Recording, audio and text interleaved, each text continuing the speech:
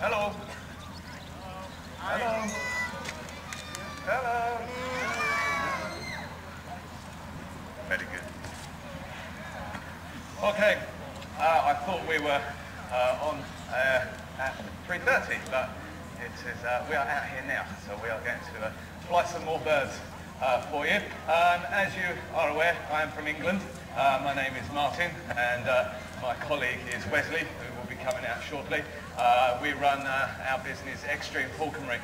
We have about 68 birds in total, birds of prey, and we travel every weekend all over England, all over the British Isles, at fairs and shows, displaying with our birds.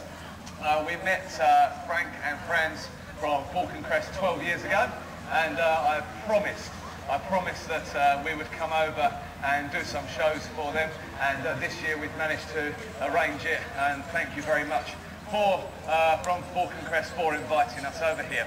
Some of you saw us fly some birds this morning, and we started off, we flew the barn owl, church owl, then we flew the big eagle owl over the children, we had the vulture, and we had a lovely flight from the falcon, going up very, very high. This afternoon we are going to do more of the diurnal, daytime hunting bird of prey, which is the big group of eagles, hawks and falcons. And we are starting off with the one that has now come to join us over there on the perch. When we look at eagles, hawks and falcons, we look at their shape, their design, the way that their bodies are built and the shape that their wings are made. The eagles and the vultures we call a broad wing, big deep wings. The hawk we call a short wing, and falcons we call long wing with long thin wings. So we are going to look at the shapes and designs of these birds out here today. And this is a bird which everybody comes over and takes lots and lots of photographs of with your cameras. She is probably more photographed than any other bird that we have. Her name is Talisman. And Talisman is from Africa, and she is called a bataleur eagle. Now she is what we call broadwing. She is a very, very strong, very thick, strong bird, so she needs very, very big wings to get that big, strong body up in the air. She has a problem, that flapping her wings lots and lots and lots, it uses up lots of her energy, makes her very tired. So she likes to glide and soar. When we fly Talisman in England on the hills, we let her go and the wind bounces off the hill and the big wings, she goes up. And then when we get the sun giving the hot air rising off of the hills, she has the big wings and she goes up and spirals up and up and up, hundreds of meters without flapping her wings. So she saves energy. And that is what she would do in the wilds of Africa in the savannah, because she needs to save energy for catching dinner. Big eagles like this, they tackle big, strong, nasty food. The bataleur eats lots and lots of different things. They will take birds like guinea fowl. They take small antelope called dik-dik. But they especially are very good at hunting lizards, like monitor lizard, and snakes, even poisonous, venomous snakes. So if she comes diving out the sky to have to do battle with a big snake, she needs lots of her energy to actually overhaul a big snake. She also, did she go over the perch then?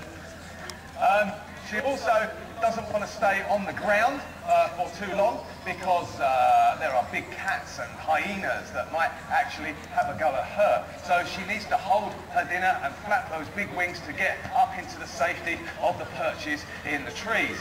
She is a very strange design, very strange shape, because the one thing you can notice with her is that she has a very, very small tail. Her tail is very short. She has the shortest tail out of any bird of prey boat. The tail is used for three things. One of those things is to slow down for the brakes. So as you see, she doesn't slow down very well. That's what happened there. The other one is for turning. She doesn't turn very well. If we try to get Talisman to turn here, she will crash into all of you lot. And so we definitely don't want to do that. But it's also for steering, braking and for balance. So she does need a little bit of tail for a little bit of her balance. But this is where we get the name bataleur. Bataleur is an old French word. It means tightrope walker, acrobat, wing wobbler. Because you'll see if the bird does actually want to fly back down this way. Talisman, would you like to fly back down this way? Have you gone all embarrassed because you fell off the perch? What you will actually see is that when she actually comes in and she wobbles her wings side to side, and it means that the air flowing over the wings is disturbed and it slows the bird down, and that is where the name bataleur actually comes from. Now, we don't work her very, very hard anymore, like our other eagles and stuff, because of one very, very good reason. She is the oldest bird that we have in our team. This bird sitting on my hand here now, back in January, her birthday, she celebrated, she was 41. 41 years of age, this bird is. So this is why we don't work really, really hard like many of our other birds. In the wild, she would only probably live maybe 25, maybe 30 years. In captivity, we could hope that this bird may go up to 60, even 65 years. She was a very, very hard bird to train. She was rescued. I know Franz is a falconry mentor. He teaches people, teaches students. I was taught by a lady called Jane Lalloway, who was the first person in England to do demonstrations with birds of prey. And she found out about this bird. This bird was brought back from Africa by somebody who wanted to keep it as a pet. And he bought it in Africa, and he brought the bird back, and he put it in a little cage in his tea rooms, and it was like a parrot cage, and that's what this bird was kept in. And everybody teased her, and they poked sticks at her and stuff, and it made her very, very aggressive, very nasty. And Jane, she actually rescued the bird from that horrible place, and then tried to train her. But this bird, because everybody used to tease her, it made her very, very nasty.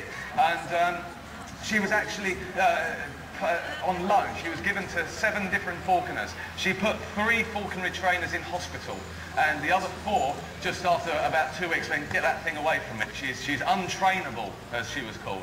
So we thought, right, we need to have a go. We need to see what we can do with this wonderful bird. And what we did is we looked at her as a bird living in the wild, as a wild bataleur. And the bataleur, as a pair, the male and the female, they are absolutely in love with each other. They devote to each other. They sit on the perch side by side at night. And then in the morning, they do a little friendship between the two of them, a little courtship, where the female just nudges up to the male and puts her head down. And the male, for 2 hours, will preen all of the feathers on the back of her head and neck and underneath her chin. And every so often, he puts his head down, and she gives him 3 or 4 seconds, and then it's all back on her again.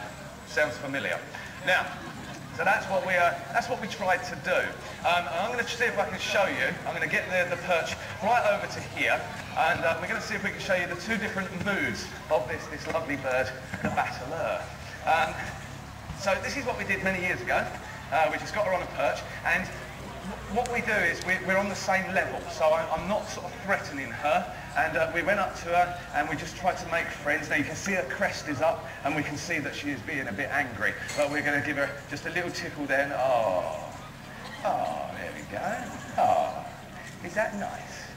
Oh, yes. Are you enjoying your time in Holland? Yes, I am. Was you sad when they didn't win the World Cup? Yes, I was. Was the English referee rubbish? Oh, yes. And you see, she goes very, very softly, and I can go right up to her like that. And go, hello, are you going to wake up again to do the rest of the show? No, you just want to stay there all day getting lots of fuss, don't you? And that's what she'll do. Wake up, hello, hello. Okay, back on that again. But people say, oh, you can't tell the mood of the bird. You know, they don't have expressions, but they do. Now, we're going to see the other side of the coin. We're going to learn in a minute with some of the hawks about how the woman is in charge of the man. Now, obviously, I've been nice to her here, and let me do that. And she's like, oh, it's very nice. But if we put her on the ground and we act dominant over her, instantly you're going to see a change in her nature. So, Talisman, can you go and get your food over there? Or over here? You're not really with it today, are you, dear? Now, do you want to do this? Do you want me to do this?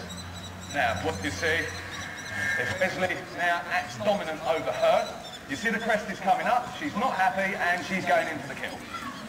What she'll probably do at any moment is come back up onto her, she's going down again, because Wesley's acted dominant over her. So in she goes, and she's like, no, I don't want you down there. I want you to be nice to me again. And you can see by the line of the feathers and the way that she is acting, so you can tell the different nature in this bird. So we're not going to work her any harder than that, because she is an old girl. I think she deserves a little clap for coming out to meet you. I'm going to get another bird.